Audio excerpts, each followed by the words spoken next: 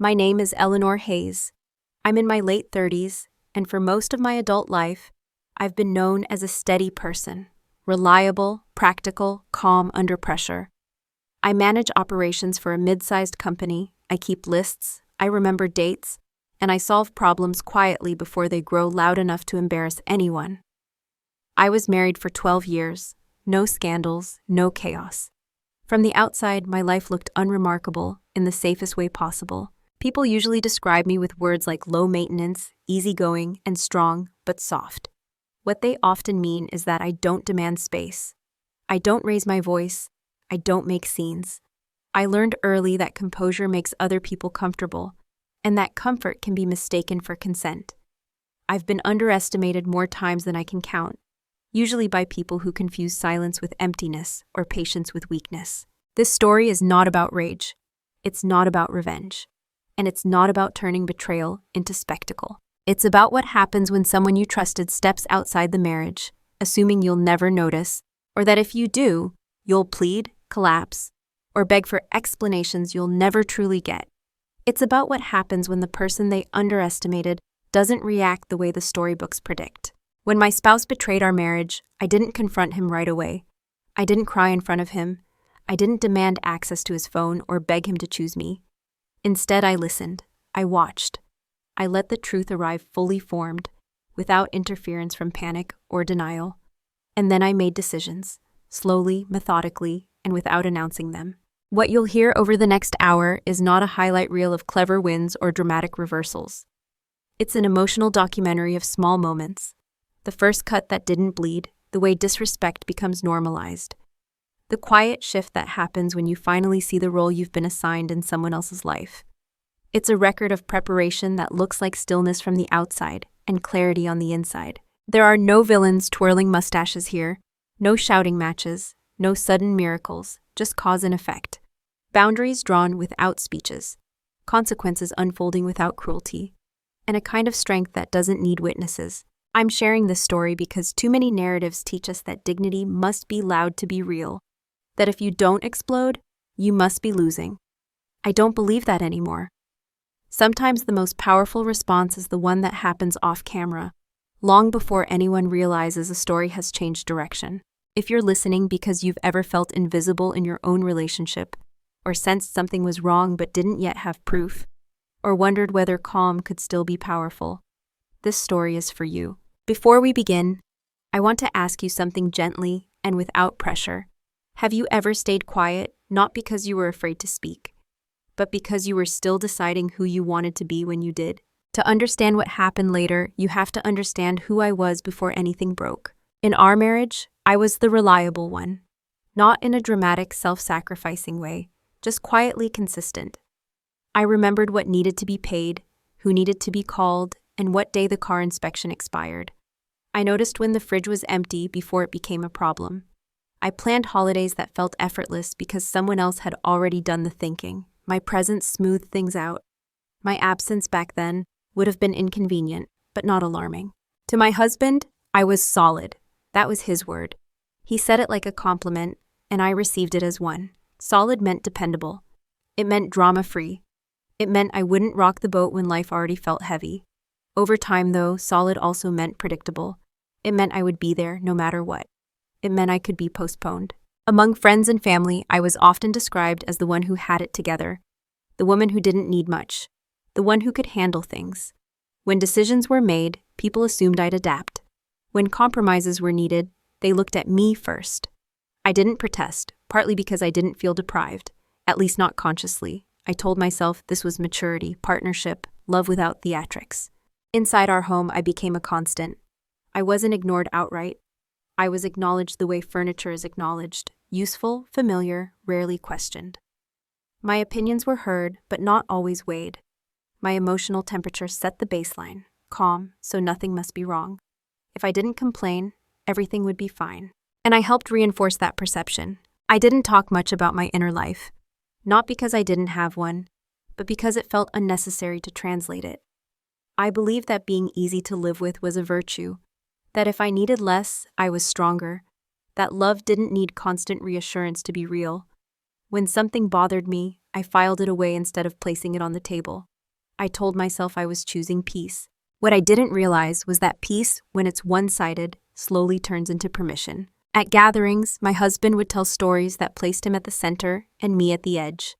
"Eleanor is great with details," he'd say, smiling, as if that explained everything I contributed. People nodded. It sounded complimentary enough to pass without challenge. I smiled too.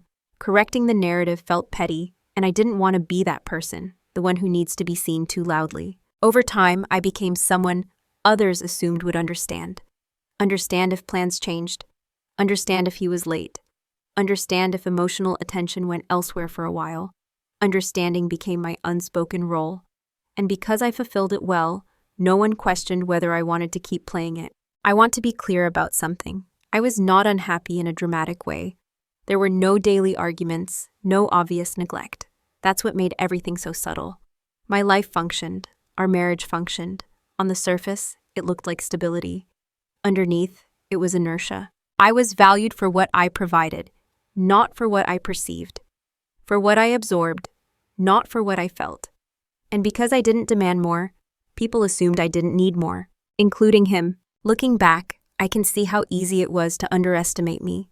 I didn't announce my intelligence. I didn't compete for attention. I didn't threaten anyone's ego. I listened more than I spoke. I observed. I remembered. I connected the dots quietly. Those traits don't look like power when you're used to equating power with volume. At that stage of my life, I didn't mind being underestimated. It felt safer, lighter. I thought invisibility was a fair trade for peace. I didn't yet understand that when someone stops seeing you fully, it's not because you disappeared. It's because they stopped looking. The first sign wasn't a betrayal. It didn't arrive with shock or clarity. It was small enough to dismiss, neat enough to rationalize. That's why it worked. We were at a friend's dinner, nothing formal, just a long table, shared plates. The kind of evening that drifts easily. Someone asked my husband how he'd managed a recent work transition, and he launched into an explanation that skipped me entirely. He talked about late nights, tough calls, and the pressure he carried. I listened, nodding along, waiting for the part where he mentioned the conversations we'd had, the spreadsheets I'd helped him review, the calm he borrowed from me when he was panicking. That part never came. Instead, he laughed and said, "I'm lucky I can just focus on work. Eleanor handles the rest." The table chuckled. It sounded harmless, complimentary even, acknowledging my support. And yet something inside me tightened, not sharply, just enough to notice. The sentence reduced everything I was to the rest. Not my thinking, not my judgment, just maintenance. I smiled. Of course I did. Correcting him would have embarrassed him, and embarrassing him felt unnecessary. I told myself I was being gracious. I told myself it wasn't worth dissecting a single sentence spoken casually over wine. But I remembered it. That was the first small cut.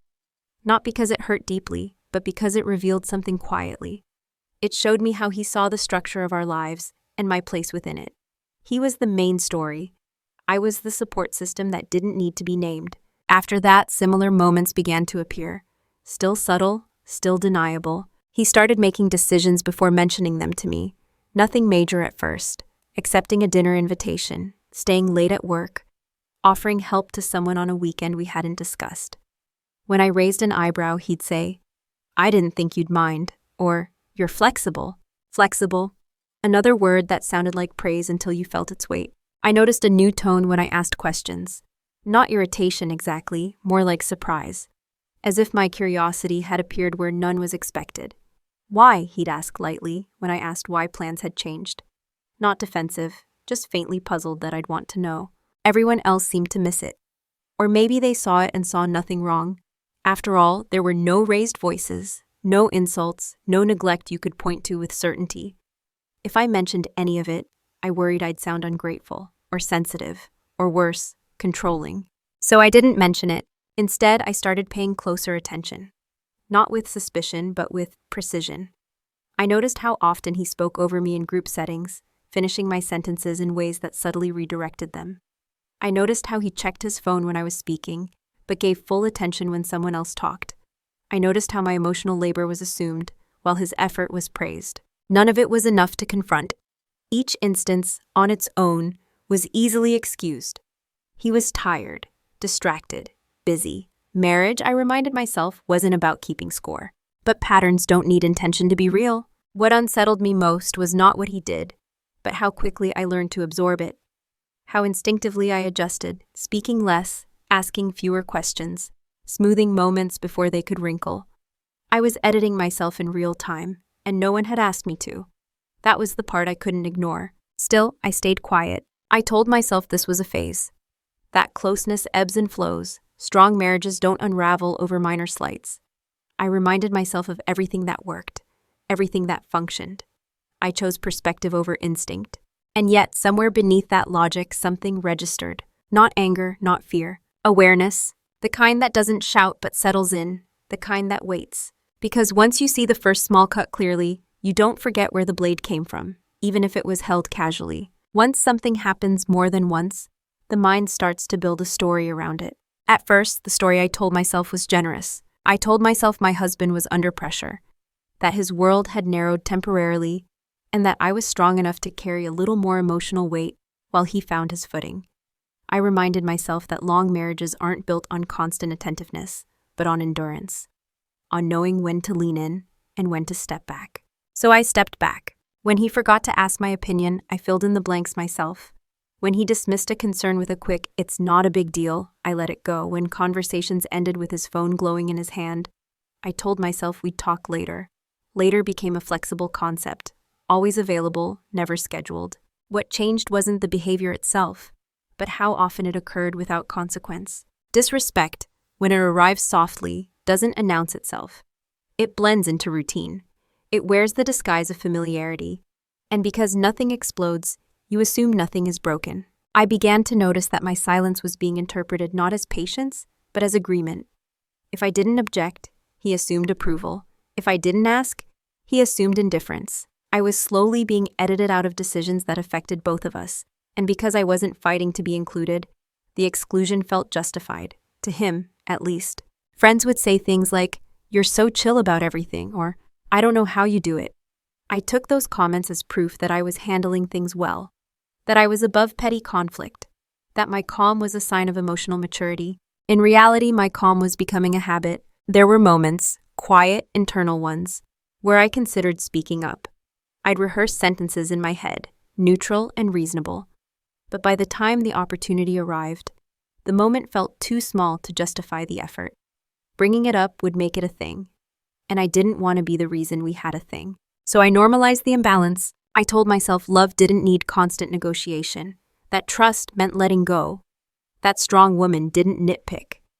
I wore those beliefs like armor, not realizing they were slowly hollowing me out. What I didn't say out loud, even to myself, was that I felt less consulted, less considered, less visible. Not in a dramatic way, more like the gradual dimming of a light you didn't realize was fading until your eyes adjusted to the dark. The most dangerous part of normalization is how reasonable it feels. There was always an explanation ready. He was busy. He didn't mean it that way. I was overthinking. And because I was intelligent, articulate, and self-aware, I could argue myself out of my own discomfort with impressive efficiency. I became my own gaslighter. I started choosing my words carefully, not to communicate better, but to avoid being dismissed. I'd soften statements into suggestions, turn needs into preferences, concerns into passing comments. If something mattered to me, I learned to phrase it in a way that didn't require a response. And slowly the expectation formed I would adapt. He didn't ask me to. That's important. He didn't issue demands or ultimatums. He simply moved forward, confident that I would follow. And because I had always followed before, he saw no reason to check whether I still wanted to. There's a particular loneliness that comes from being with someone who assumes your presence, but no longer perceives your participation. You're there, but not with. Included in logistics, excluded from intention. I remember one evening, standing in the kitchen, listening to him talk about future plans that clearly hadn't included me in their formation. He spoke casually, almost excitedly. I nodded, asked a clarifying question or two. He didn't notice the pause before my responses, the way I was recalibrating in real time. That night, I lay awake longer than usual. Not upset, just alert, as if a part of me had stopped resting. I wasn't ready to call it disrespect yet. That word felt too harsh, too final. Instead, I labeled it misalignment. Temporary, fixable. Something that would resolve itself if I stayed steady. What I didn't realize was that by normalizing the pattern, I was teaching him how little awareness was required to keep me. And that lesson, once learned, doesn't unlearn itself. Roles don't always get assigned out loud. Most of the time, they settle into place quietly, like furniture you stop noticing because it's always been there. By the time I became aware of mine, it was already well established. I was the stabilizer, the one who made things work. The person who absorbed the disruption so others could move freely. In our marriage, that translated into being the emotional buffer between stress and comfort, between chaos and order. If something went wrong, I adjusted. If plans changed, I adapted. If he was distant, I gave space. And because I did it without complaint, the role felt natural, earned even. What I didn't see at first was how narrow that role had become. I wasn't being asked what I wanted anymore, only what I could handle. The assumption wasn't malicious, it was efficient. I was reliable, so reliability became my primary value. When people talked about me, they used functional language. Eleanor's great at managing things. She's so understanding. She doesn't get emotional. None of those statements was untrue, but they were incomplete. And over time, incompleteness hardens into erasure. I noticed it most in moments where my inner experience didn't match the role I was playing. There were times I felt tired, emotionally tired, in a way sleep doesn't fix. Times I wanted to be asked how I was, not because something was wrong, but because I existed. But asking for that kind of attention felt like breaking character, as if I'd be disappointing people by suddenly needing more. So I stayed in role. At home, this meant I became the default yes. Yes, that's fine. Yes, we can adjust. Yes, I understand. Even when I didn't fully understand, I understood enough to not protest. I'd learned that my flexibility kept things smooth, and smoothness had become the unspoken goal. My husband relied on that. Not consciously, I think. He simply trusted that I would be okay. That trust, over time, turned into an assumption. An assumption is a quiet form of neglect. It doesn't mean harm, but it does mean absence of care. There's a subtle shift that happens when someone stops checking in. Not because they don't love you, but because they believe they already know you. I had become predictable to him. And predictability, while comforting, also invites complacency. I remember a conversation where I gently expressed concern about something that mattered to me.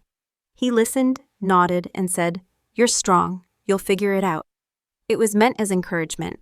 I received it like a dismissal. Strong people, I realized, are often expected to carry things alone. The role I was assigned didn't allow for vulnerability, it allowed for endurance. And I had been enduring for so long that no one noticed the difference between strength and silence. What made this role especially effective was that it aligned with how I saw myself. I was capable, I did value calm, I didn't want chaos. So when the role asked more of me, I met it willingly, until I didn't know where the role ended and I began. I wasn't seen as someone who might leave, or object, or change the dynamic. I was seen as constant, as part of the environment, something you rely on, not something you protect. That realization didn't hurt immediately. It settled slowly, like a truth that needed time to land. I understood then that the issue wasn't a single behavior, or even a pattern of behaviors. It was the framework, the story being lived around me, in which my function mattered more than my presence. And the most sobering part? I had helped write that story by staying quiet, by adapting gracefully, by never demanding to be fully seen. But awareness has a way of changing what you can tolerate. Once you recognize the role you've been placed in, continuing to perform it becomes a choice. And that was the moment I began to question whether I wanted to keep playing it. The shift didn't happen during an argument. There was no confrontation, no discovery, no dramatic reveal. It happened on an ordinary afternoon, the kind you forget unless something inside you changes. I was sitting alone in a cafe, waiting for a meeting that had been rescheduled at the last minute. I had time, unexpectedly. No urgency, no distraction, just space. I remember noticing how quiet my mind felt when no one needed anything from me. I checked my phone out of habit. A message from my husband sat there, already an hour old. Running late, don't wait up. No apology, no explanation, just information. Normally, I would have adjusted automatically. I would have reshaped my evening around that sentence without thinking, changed dinner plans, filled the time productively, smoothed the disruption. But something about the moment stopped me. Not anger, not sadness, just a pause. I read the message again slowly, and for the first time, I asked myself a different question. Not why he was late, or whether it was justified, but what my response said about me. I realized I had been living in reaction mode for a long time, responding to needs, to changes, to other people's priorities.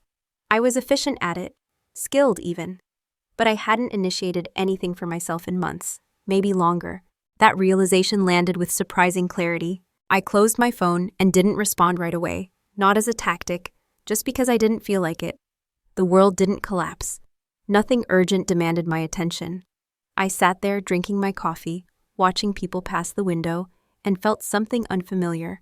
Stillness. In that stillness, other moments began to surface. Not accusations, not evidence, just memories. Conversations where I'd felt slightly erased. Decisions I'd adapted to without discussion. The way my silence had become expected, not appreciated. I saw with uncomfortable honesty how my calm had protected everyone else from accountability. By absorbing discomfort, I'd removed the need for anyone to consider my limits. And I wondered quietly, when I had decided that being easy to live with mattered more than being fully present in my own life. When I finally responded to his message, I didn't explain or adjust. I simply wrote, okay, one word, neutral, accurate. That small deviation felt larger than it should have. Not because it changed anything externally, but because it marked a shift internally. I wasn't smiling the moment. I wasn't managing the outcome. I was allowing it to exist as it was. That night, he came home late. He talked about his day. I listened as usual, but something in me was no longer leaning forward.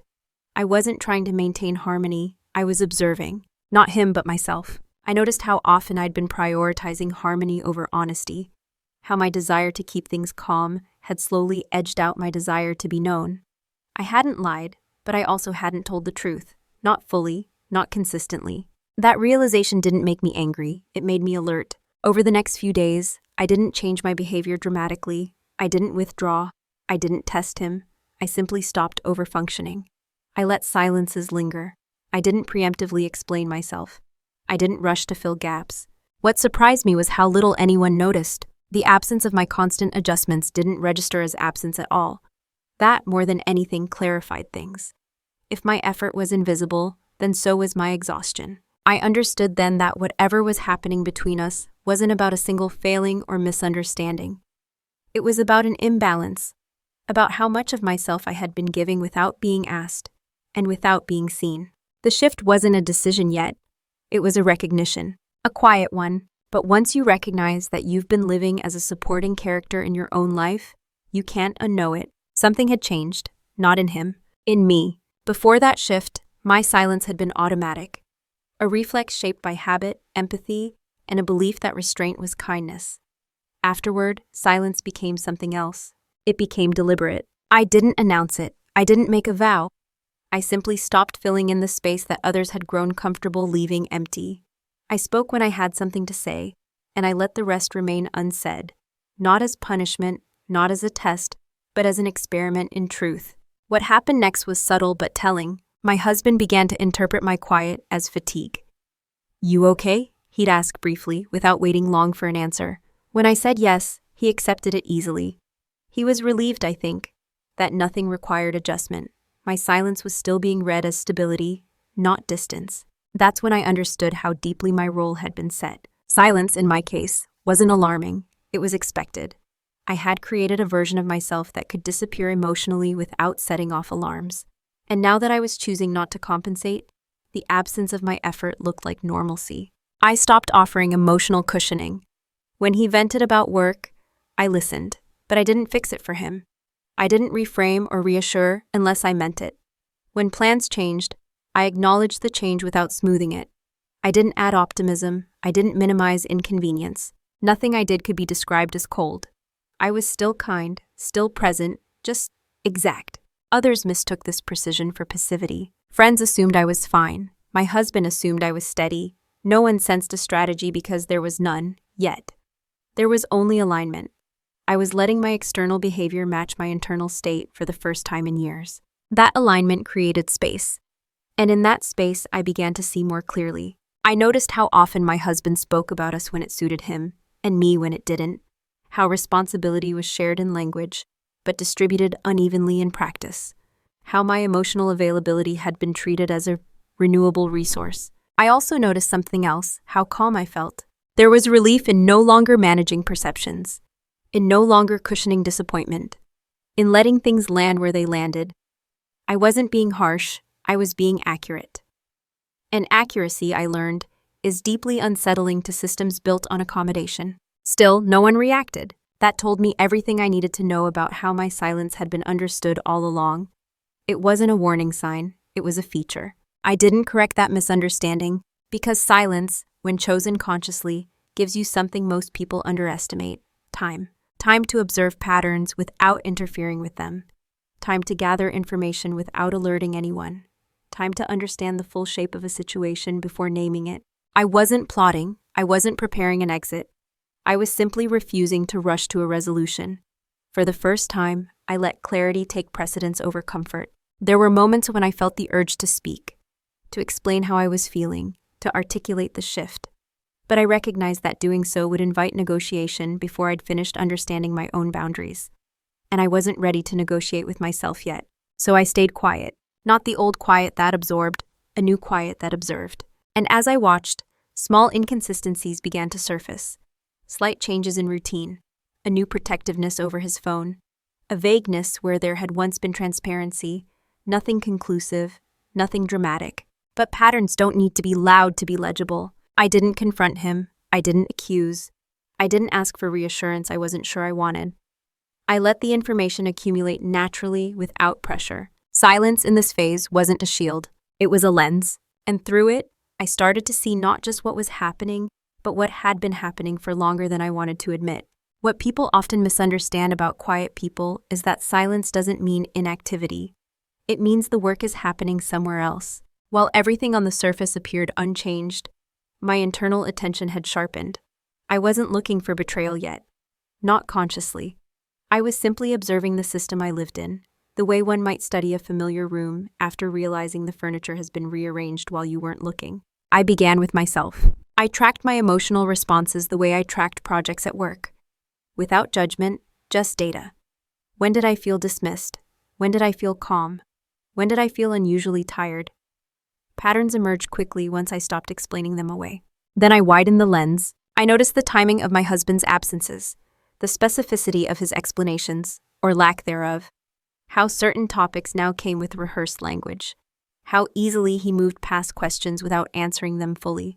None of it was enough to accuse, but together it formed a shape. I didn't change my demeanor. That was crucial. I didn't want reassurance or confession. I wanted accuracy, and accuracy requires neutrality. So I listened. I noticed how he'd mention a coworker's name more often than others, how his energy shifted slightly when talking about work, lighter, more animated. I noticed how his phone was no longer left face up on the table, how notifications were muted during dinner. Small changes, reasonable changes, but new. Still, I did nothing. Instead, I began preparing quietly, not for confrontation, but for comprehension. I revisited our finances, not because I suspected wrongdoing, but because I realized how much I'd been trusting by default. I reviewed account statements, not hunting for anomalies, just reacquainting myself with the structure. I updated my own records. I made copies of documents I'd previously assumed were safely shared. This wasn't secrecy, it was a responsibility. I also began documenting, not events, but impressions. Dates when something felt off, shifts in routine, inconsistencies in stories. I wrote them down in my leather notebook, neutrally, without adjectives. No conclusions, just observations. What surprised me was how empowering this felt. I wasn't spiraling, I wasn't anxious, I was grounded. The act of paying attention without reacting restored a sense of agency I hadn't realized I'd lost. All the while, my husband remained unaware. He didn't notice that I'd stopped asking certain questions. He didn't notice that I no longer filled silence with reassurance. He didn't notice that I was listening differently, not to be comforted, but to understand. This was possible because he still believed the old version of me was in place. The accommodating one, the one who didn't dig, the one who trusted easily. That belief created a blind spot. In that blind spot, the truth had room to breathe. I learned how often people reveal themselves when they assume they're safe from scrutiny, when they think silence means ignorance, when they mistake kindness for naivety. I didn't feel clever. I felt calm. This wasn't a game, it was orientation. I was finally orienting myself within my own life. And then, gradually, something became undeniable. There was someone else, not as a dramatic realization, but as a convergence of details that no longer fit any innocent narrative. The timing, the secrecy, the emotional availability was redirected elsewhere. I didn't yet know who or how far it had gone, but I knew enough to stop pretending it might be nothing. I remember the moment the possibility solidified. I was standing in the doorway of our bedroom, watching him get ready for work. He smiled at his phone, briefly, an unguarded expression, not inappropriate, just intimate. That was the moment, not because of the smile itself, but because of what it wasn't directed toward. I didn't feel betrayed yet, I felt clear, and clarity once achieved doesn't ask permission. From that point on, everything I did had a different foundation. I wasn't gathering proof for a confrontation. I wasn't seeking validation.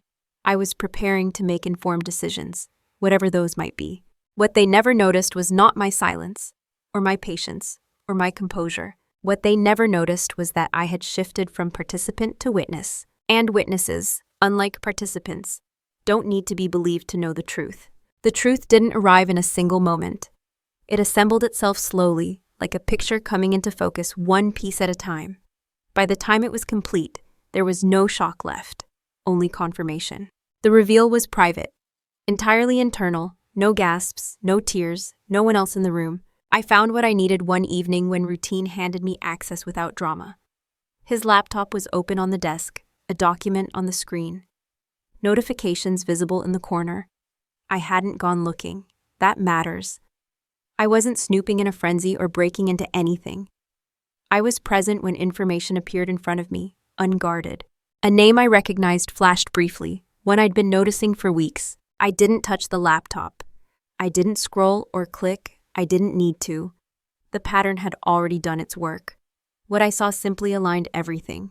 Later, when I was alone, I reviewed what I already had. Dates, messages I'd seen in passing, the shifts in routine, the guarded phone, the emotional absence at home paired with emotional energy elsewhere. It was enough. I didn't feel the urge to confront him.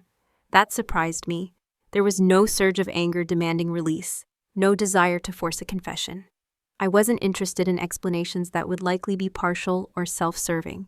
What I felt was clarity. And clarity is different from certainty. Certainty demands action. Clarity allows choice. I sat with that distinction for a long time. I asked myself difficult questions, not about him, but about me. What did I want to know? What did I need to decide? What information would actually change my next steps? And what would only feed pain? I realized then that I didn't need more proof. Proof is for arguments. I wasn't preparing for one. I also realized something else. My power in this situation didn't come from exposing him. It came from understanding the full landscape before anyone else knew I was aware. That knowledge settled quietly. It didn't inflate me. It grounded me. Over the next few days, I moved carefully, not outwardly, but inwardly. I let myself feel what was there without dramatizing it. Disappointment, sadness, a sense of loss, not just of trust, but of the version of my marriage I'd believed in. But there was also something unexpected. Relief. Relief that the dissonance had an explanation, that I hadn't imagined the distance, that my awareness hadn't been paranoia, it had been perception. I didn't share this with anyone, not friends, not family, not because I was protecting him, but because I was protecting my process. I needed to decide who I was going to be next, before the world weighed in. I also knew that once spoken, the truth would demand reaction, from others and from me, and I wasn't ready to be pulled into anyone else's urgency. So I held it, quietly. That's when the planning began, not in the dramatic sense people imagine, but in the practical one. I began to think through scenarios, not catastrophically, methodically. What did I need to understand about our shared life if it were to change? What systems was I entangled in? What assumptions had I been living under that might no longer serve me? I consulted professionals discreetly, not to launch anything, but to inform myself. I asked general questions, I listened, I learned. Knowledge replaced fear almost immediately. Still, I behaved the same at home. I didn't withdraw affection in a noticeable way. I didn't interrogate. I didn't accuse. I remained calm, present, and observant.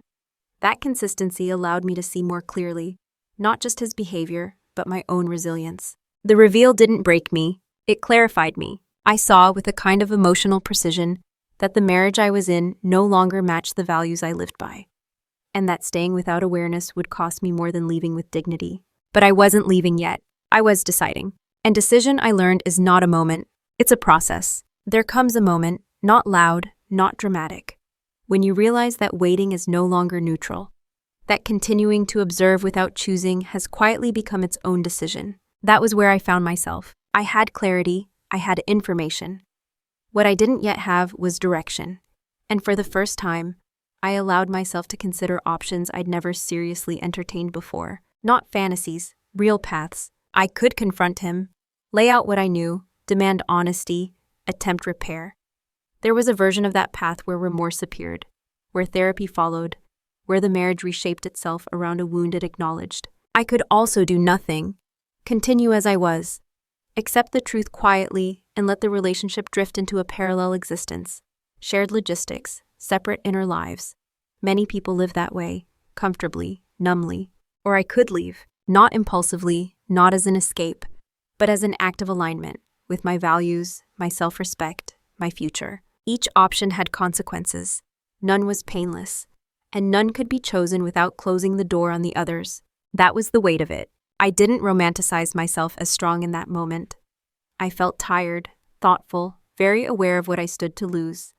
A shared history, familiar routines, the identity of being we. But I was also aware of what I had already lost. Trust, quietly, safety, subtly, the sense of being chosen, daily, without having to ask. I asked myself what I would regret more, trying to repair something that no longer felt mutual, or walking away before resentment hollowed me out. What surprised me was how little I wanted to argue. I didn't want explanations that softened the truth.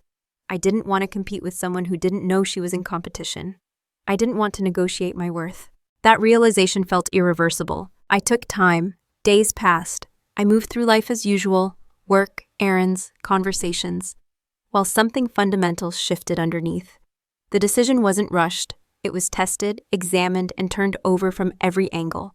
And it held. Leaving wasn't about punishment. It wasn't about proving a point. It was about refusing to live in a reality where my awareness had nowhere to go.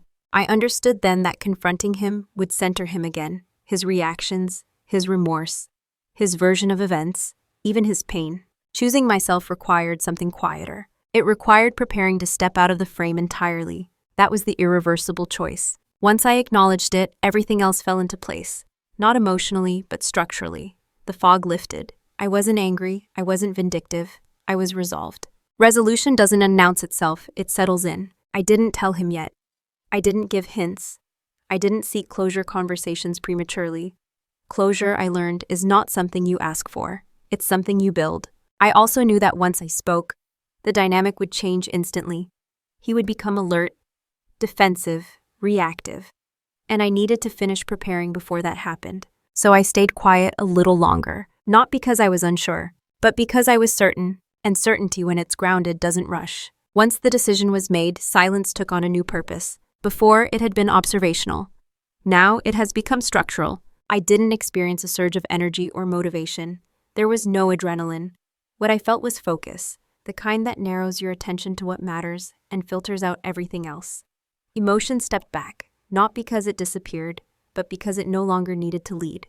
I began with logistics. Quietly, I separated what had been merged over years of assumption.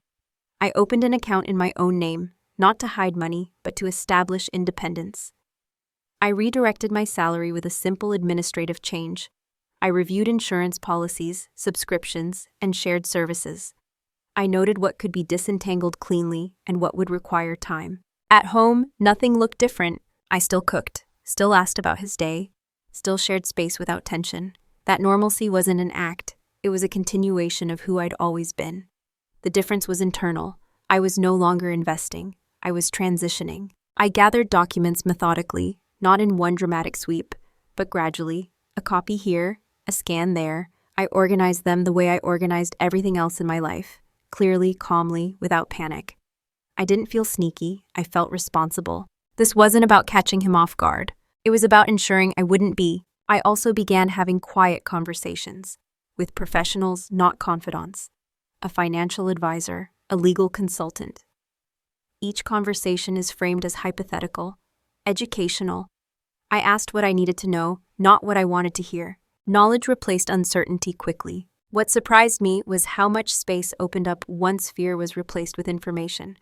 The unknown lost its power. I could see the shape of what was coming, and that made it manageable. All the while, my husband remained unaware, not because I was deceiving him, but because he had never been trained to notice stillness in me. My calm had always been a constant. Now it was simply serving a different purpose. I stopped future planning aloud. No long-term discussions, no someday conversations. He didn't notice their absence. Or if he did, he assumed I was busy, preoccupied, tired. Others noticed nothing either. That's the thing about moving in silence. If people are used to you carrying weight quietly, they don't feel the shift until the weight is gone. I took care of myself in small, deliberate ways. I slept more. I walked longer. I paid attention to my body, my energy, my appetite. I wasn't bracing for collapse. I was preserving stability. There were moments when emotion surfaced unexpectedly. Grief, mostly. Not for him as he was now, but for the life I thought we were building. I let those moments exist privately. I didn't suppress them, but I didn't let them steer. I reminded myself often, this is not about winning. This is about leaving whole. The most difficult part of moving in silence was resisting the urge to explain myself, to share the clarity I'd reached, to ask him if he'd noticed the distance, if he felt the shift. But an explanation would have invited debate. The debate would have centered on his perspective, and I was done orbiting around it. So I waited, not passively but purposefully. I set timelines internally, not deadlines but markers. When certain conditions were met, I would speak. Until then, I stayed steady. From the outside, nothing was unraveling. From the inside, everything was aligning. Consequences rarely arrive with announcements. They don't all knock. They seep in through the cracks left behind when something essential quietly withdraws. Mine had already begun. At first, the changes were so subtle that even I questioned whether they were real. My husband started to seem unsettled, not alarmed. Just slightly off balance, like someone standing on ground that had shifted a few inches without warning. He asked more logistical questions than usual. When did you change that? Did we already pay this? Small things. Previously, he hadn't needed to ask. Systems had simply worked. Now they required his attention. I answered calmly, factually, without filling in the emotional space.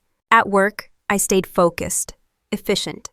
My life remained functional, which made everything else easier to manage. I wasn't unraveling, I wasn't distracted, I was clear. That clarity translated into quiet competence, and competence creates options. At home, the atmosphere changed, not because of tension, but because of absence. I had stopped compensating. I no longer anticipated needs before they were voiced. I didn't remind him of deadlines he'd always assumed I'd track. I didn't smooth over forgotten commitments or soften disappointments for him. I wasn't cold. I simply wasn't buffering reality anymore. And reality, unbuffered, felt harsher to him than it ever had to me. He began to notice that things weren't as easy, that the emotional climate had cooled not dramatically, but unmistakably. Conversations required more effort. Silences lingered longer. Still, he didn't connect the dots. He asked if I was tired. I said yes. He asked if work was stressful. I said sometimes. All true, all incomplete. The first real consequence wasn't emotional, it was structural. Because I'd stopped managing everything behind the scenes, he had to engage more. Make decisions, remember things. And that effort made him uncomfortable. He wasn't used to friction at home. He'd grown accustomed to flow. I watched him misinterpret the discomfort. He assumed something external was wrong. Work, timing, stress. He tried to fix the feeling without examining the cause. He suggested weekends away, casual dinners, surface-level solutions to a deeper imbalance. I declined some, accepted others, but I didn't reinvest. That was the difference. When someone is used to your emotional labor, they feel its absence before they understand its value. Loss is often experienced before insight. He became more attentive, but not more present. He checked in, but didn't look deeper. He noticed symptoms, not causes. Friends commented on how independent I seemed lately, how self-contained. I smiled. Independence had always been there. I just stopped hiding it under accommodation. What struck me most was how the consequences arrived without confrontation. No accusations had been made, no truths revealed. And yet the balance was already shifting. Because when one person stops holding the entire structure together, the structure reveals its weaknesses. I also felt the consequences, just differently. There were moments of loneliness, not the sharp kind, but the hollow one that comes when you realize you've been alone in a partnership for longer than you admitted. But alongside that loneliness was something steadier. Relief. Relief that I was no longer betraying myself to maintain peace. Relief that my days belonged to me again, emotionally, if not yet visibly. The process wasn't dramatic. It was dignified. And dignity, I learned, has a quiet gravity to it. It pulls truth to the surface without force. By the time he began to sense that something fundamental had changed, it was already too late to reverse it. Not because I was unforgiving, but because I was done pretending. There is a moment when concern turns into urgency.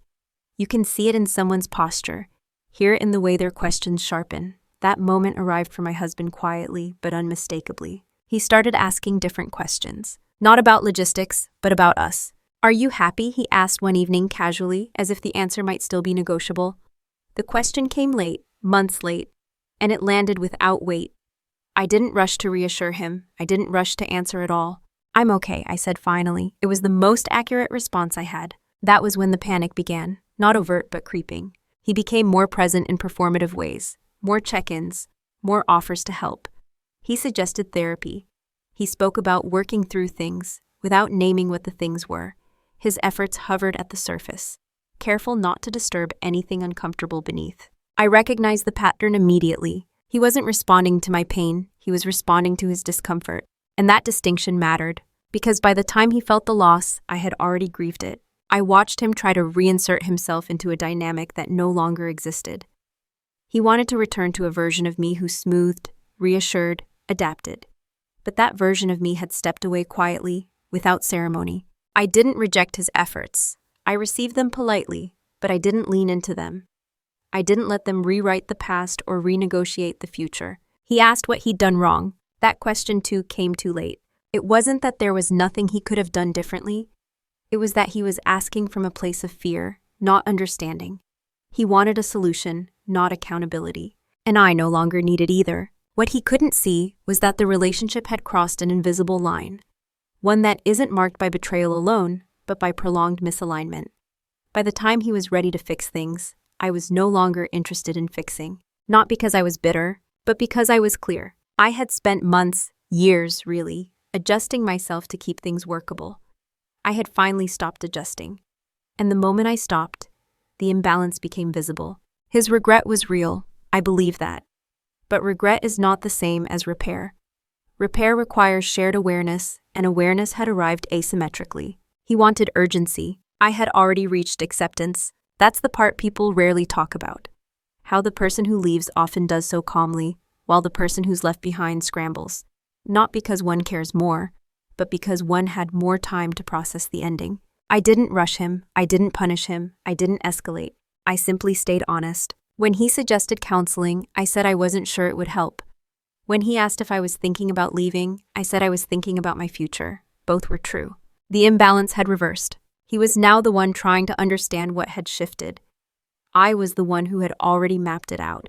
And that's when I knew it was truly over. Not because of what he'd done, but because of what I no longer needed.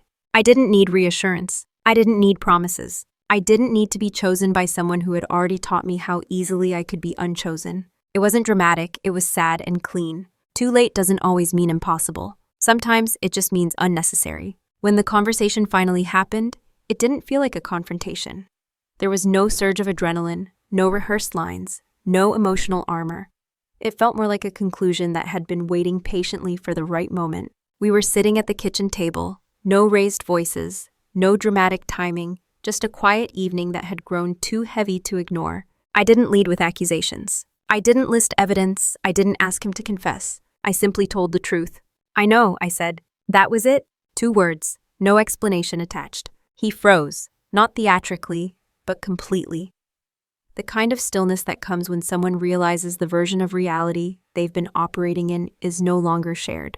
He asked what I meant. "I know about her," I said evenly, not angry, not trembling, just factual. The silence that followed was long, but not tense. It was heavy with recalibration. I could see him searching for the right response, the one that might still shift the outcome. He started to explain. I let him speak for a few minutes, not because I needed clarity, but because I wanted to see how he would use the space.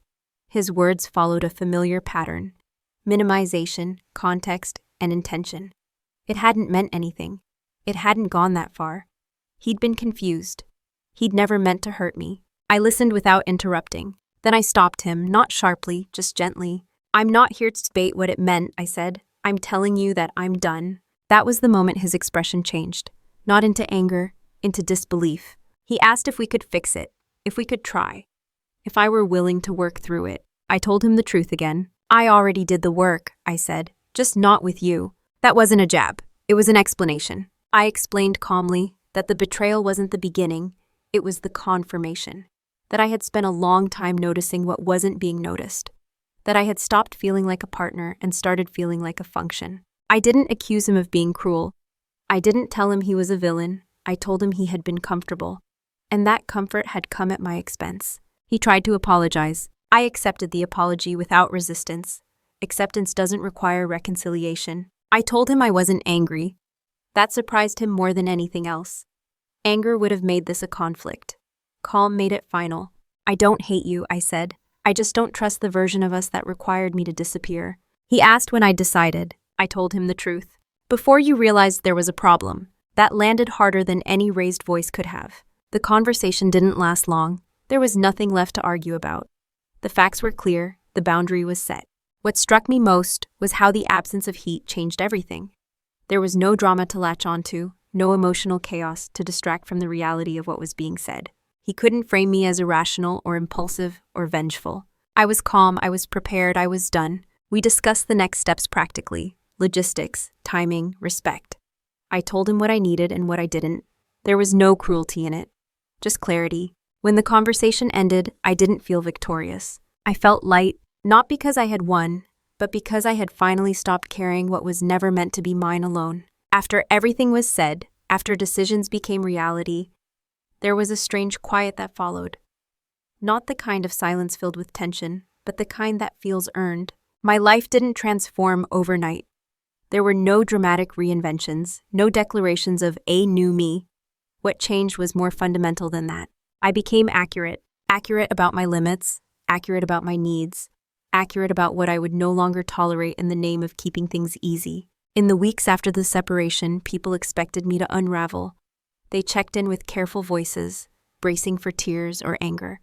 I didn't give them either, not because I was suppressing anything, but because I had already processed the loss privately. Grief doesn't always look like collapse. Sometimes it looks like steadiness. I moved into a smaller place, quiet, intentional. Every object had a purpose. Nothing was there by default. That mattered to me more than I expected. I wasn't interested in filling space for the sake of familiarity. I also noticed how differently I moved through the world. I spoke when something mattered. I paused when it didn't. I didn't explain myself reflexively. I let people sit with their assumptions without correcting them. If they underestimated me, I let them. That was no longer my problem. The biggest change wasn't external, it was relational. I no longer confused being needed with being valued. I stopped offering emotional labor as proof of love. I learned that love doesn't require constant accommodation to survive. If it does, it's not mutual, it's extractive. I didn't become hardened, I became selective. There were moments when loneliness surfaced. Not because I missed him, but because I missed the idea of partnership. I allowed myself to feel that without reaching backward. Missing something doesn't mean you should return to it. What surprised me most was how peaceful I felt inside my own boundaries. I didn't replay the past obsessively. I didn't fantasize about alternate endings. I had already honored the truth. There was nothing left to argue with. People sometimes ask me how I stayed so calm through everything. The answer is simple. I didn't stay calm. I became calm after I stopped abandoning myself. That calm wasn't numbness, it was alignment. I'm not suspicious of love now. I'm precise about it. I know the difference between interest and investment, between attention and presence, between being included and being considered. If someone wants access to me now, they meet me where I am, not where I used to shrink myself to be. I still value quiet. I still value steadiness, but I no longer confuse silence with strength. Strength speaks when something matters and rests when it doesn't. This version of me isn't louder. She's clearer, And clarity, I've learned, is the most stable form of power. If there's one thing this story taught me, it's that endings don't always announce themselves with chaos. Sometimes they arrive quietly, after understanding has done its work, after self-respect has been restored, after you've already said goodbye internally.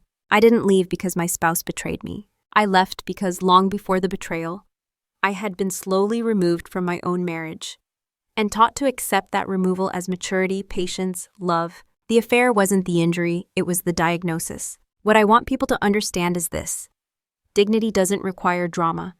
You don't need to scream, expose, or destroy to reclaim yourself. You don't need to humiliate someone to prove they hurt you. And you don't need to rush your healing to make others comfortable. Quiet decisions are still decisions. Silent exits are still powerful. There's a myth that strength looks like confrontation, that if you don't explode, you must be weak or in denial. But real strength often looks like restraint, like waiting until you understand the full shape of a situation before you respond, like refusing to hand your clarity over to someone who didn't earn it. I didn't stay silent because I was afraid. I stayed silent because I was listening. And when I finally spoke, it wasn't to demand change, it was to state truth. That distinction matters. If you're listening to this and recognizing pieces of yourself in my story, I want you to hear this clearly. You are not wrong for noticing small shifts. You are not overreacting because something feels off before it looks off. And you are not obligated to perform emotional labor to keep a relationship intact at the cost of your own presence. You don't owe anyone access to you if that access requires self-erasure. Planning is not manipulation. Preparation is not cruelty. Leaving calmly is not coldness. Sometimes it's the most ethical response available. And if you're still in the middle of something, still observing, still unsure, still quiet, know that clarity comes in layers. You don't have to rush it. You don't have to explain yourself before you're ready. You don't have to justify your awareness to anyone who benefits from your silence. Take your time, listen carefully, decide deliberately. That's not revenge. That's self-respect. Before we end, I wanted to ask you something, and I'd genuinely like to hear your answer in the comments. Have you ever realized the truth long before you spoke it out loud? And if so, what finally made you choose yourself? Thank you for listening.